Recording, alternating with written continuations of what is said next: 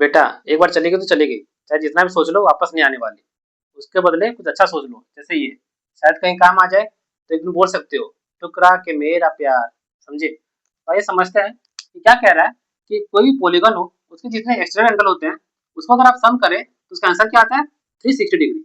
तो हम एक एज्यूम करते हैं एक पॉलीगन लेके, जैसे एक पेंटागन लिया मैंने, ठीक, और सपोज आप यहाँ पे हैं और यहाँ से आप चलते चलते इस ओर मूव कर रहे हैं, फिर आपने यहाँ पे टर्न करके यहाँ मूव किया, ठीक। तो दोस्तों आपने यहाँ पे कितना एंगल टर्न किया?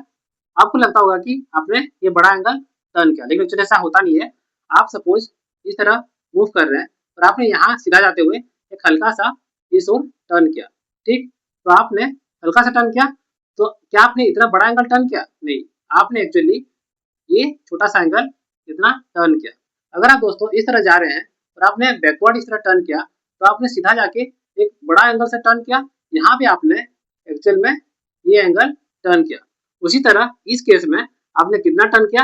आपने टर्न किया है ये एंगल, ठीक। फिर जब यहाँ आके यहाँ मुड़ते हैं तो आपने कितना टर्न किया? ये एंगल।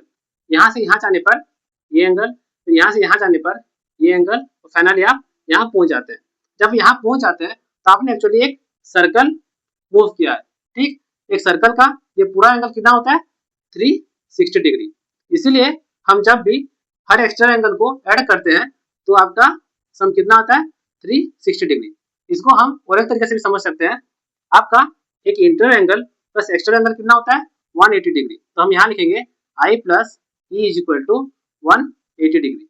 अगर मैं पॉलीगॉन के हर इंटरनल और एक्सटर्नल को ऐड करूं तो कितना होगा? 180 180 180 होकर जितने साइड से उतना हो जाएंगे, तो ये हो जाएगा आपका n इंटू 180। और sum of internal angles of a polygon कितना होता है?